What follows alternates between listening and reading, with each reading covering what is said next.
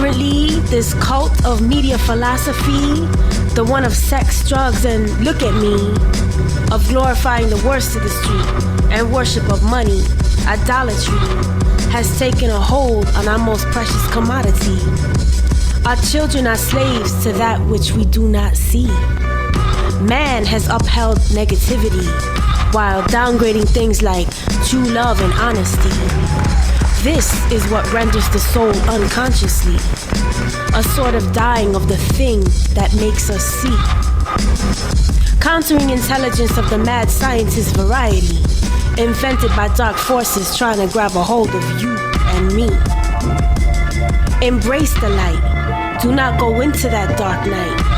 Armor and shield yourself for the righteous fight.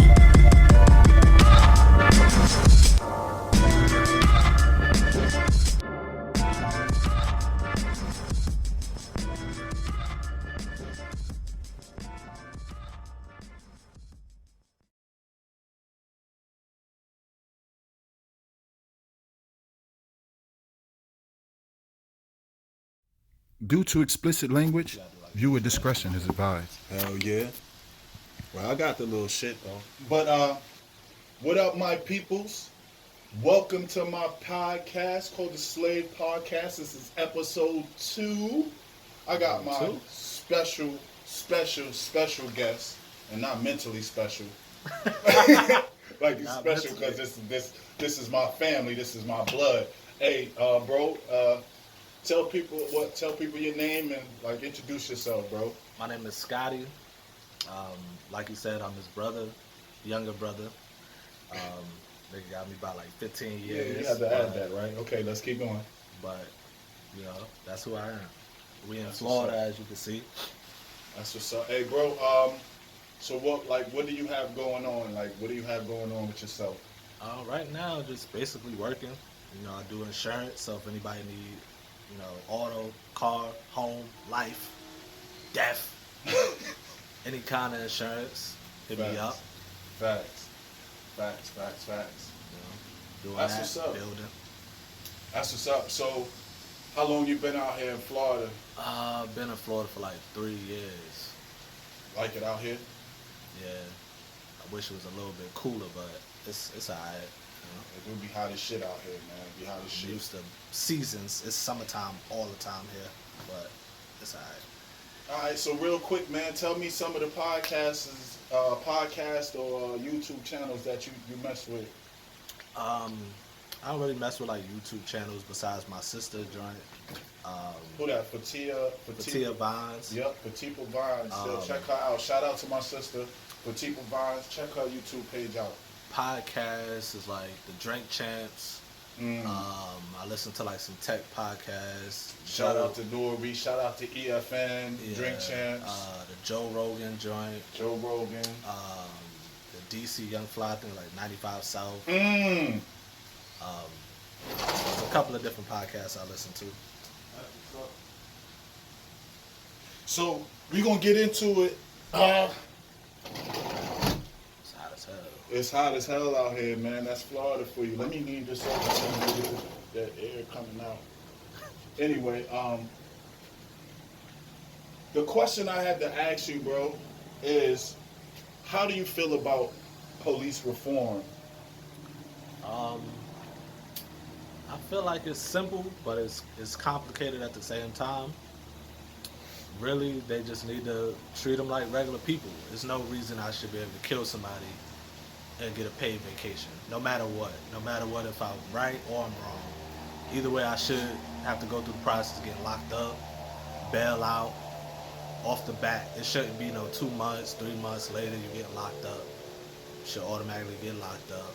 Deal with that, especially if there's no weapon, no danger, none of that. Especially if you're shooting somebody in the back. You definitely should be locked up automatically for that. They should do it just like they do every other crime. You got a minimum you can get, a maximum. You shoot a nigga in the back and he unarmed, no matter what, if you feel like your life is in danger, you need to go to jail for at least 15, 20 years. You took that man's life. I like that viewpoint. because a lot of times these cases, especially the case with let's say Mike Brown, where Darren Till he lied on the stand. You can definitely see that he's lying on the stand. You could definitely see that he came up with a storyline as to what happened that day. Yeah. And killing him, and he gets off. Like this has been going on for years and years and years. So as far as police reform, I agree with the police reform and defunding the police and giving it to the communities, because the rich people that's complaining about how not having the police, the police is not it's not even a lot of police stations in their neighborhood. Most of the police stations are in low-income neighborhoods, black communities, a lot of police stations and stuff like that. Yeah. So, at the end, I agree with you on that. And I feel like the training too, because it's crazy. Like, you don't really have no training. They're not trained to deal with people. They're not trained to protect and serve. Like, that's the main thing. And also, you can't be no scared-ass cop. Facts. If you scared, you can't be a cop. That should be the number one thing. You scared to be around black people, scared to be around Mexican people, whatever kind of person, you shouldn't be a cop. That's point blank, period. That's like me. I'm 5'5". I'm in the hood in Los Angeles, and I'm scared, and I kill somebody. I'm in that neighborhood, so I gotta deal with that. I gotta be comfortable in my own skin. You can't be scared. It's crazy. For real. I feel you on that, man. The training gotta be better. Really, cause it really, them giving an excuse that they police officers and they scared is no excuse, cause niggas go to war in other countries and don't do shit like that. You don't hear about a nigga at war in Iraq mistakenly shooting somebody in the back. That don't happen. Facts. Because they trained and they not scared. They know what they're going to. As a police officer, you risk your life every day. But you need to be comfortable with doing that. Because ain't no amount of money worth me risking my life. So I wouldn't be a police officer. So you say $60,000 a year is worth risking your life. You got to live with that. Another point of view that I have is the judicial system, the policing system. It's under the umbrella of the government, which the government is designed and is responsible for black genocide. My view is you cannot have a good cop under a system that is oppressing. You see what I'm saying? So if you are a good cop, all you doing is strengthening the opposition's position against black people. You see what I'm saying? So if you a black cop, white cop, Spanish cop, or whatever, it's no such thing as a good cop underneath a system that is oppressing black people. What do you feel about that? I feel like a solution they could have for that is basically mixing that shit up, because a lot of the police, it works in your favor and it works not in your favor. A lot of the police, a lot of the lawyers, a lot of the judges all be best friends. They all be doing favors for each other. So them niggas should have to go on a fucking rotation, like a tour. Literally, if you're a judge in Florida, you gotta do cases in California too. Just because you gotta mix it up. Because it's a lot of judges that's sitting there and they giving everybody that come in with the same crime, we giving you 25 years automatically off the bat. So you gotta mix it up to give everybody a fair chance. Facts. And another idea that I have about police reform is making these police officers police their own neighborhoods. You see what I'm saying? I brought this same point up speaking to Antoine. Shout out to Antoine Price from first episode of Slave Podcast. But I brought up the point that these police officers should be policing their own neighborhoods. their own neighborhoods, their own district. This way, you were known by Miss Mary knows Daryl because she watched him grow up, and now he's a police officer policing the neighborhood in their community. Instead, they have police. You can't even police in the same district that you live in or the same. And they don't police. They don't police every neighborhood. Facts. So that'll be an issue right there.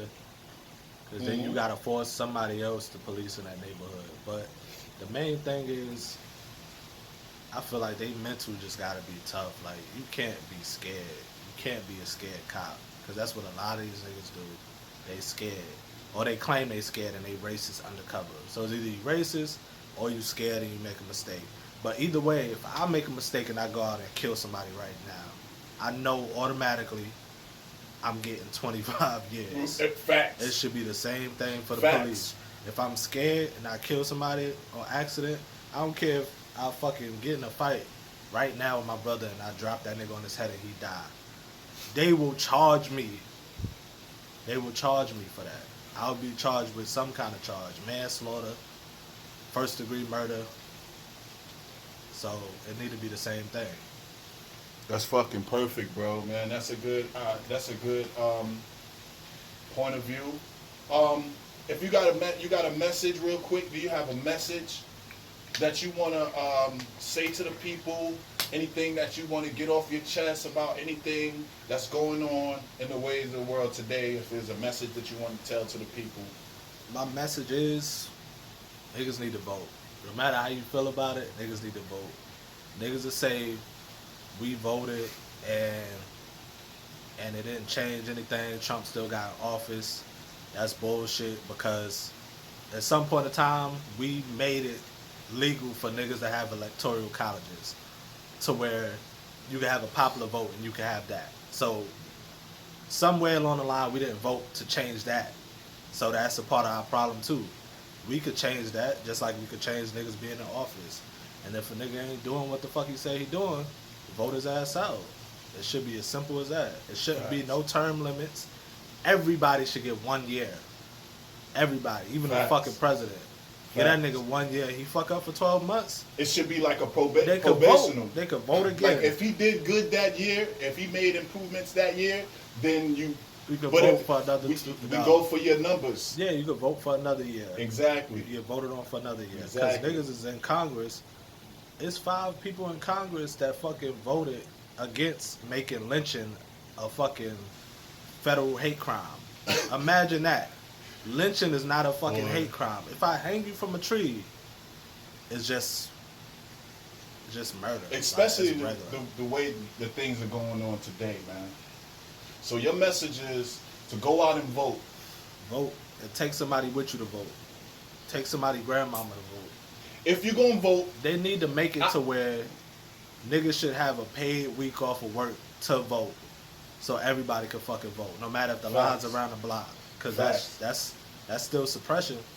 You got old niggas gotta work. Niggas got jobs. If you're gonna vote, get information on the people you're voting for. Get the information. Look at their track record. See what the hell they're up to. Yeah, and that's what I'm saying. I know people tell you what you want to hear when they going in the fucking election and going to try to get an office. But if you put that term limit on there, yeah, you could lie, you could get in there, turn around, do the whole opposite shit, but you're only gonna have 1 year because we get you out of there after. So that's something that we could change that too. So. All right, well, hey, bro, I appreciate you, man. Thank you for spending the time with me for my podcast. All right. Put your social networks out there, like where people can reach you at or check you out. Social networks, like Instagram, Just the Facts, The Hood Way, so JUSTDAFACTZ. Twitter is same with an extra Z. Everything else is the same. All right. Thank you, man. Peace and love, my guy. All right. Peace. You want to get me up, nigga? Just cut the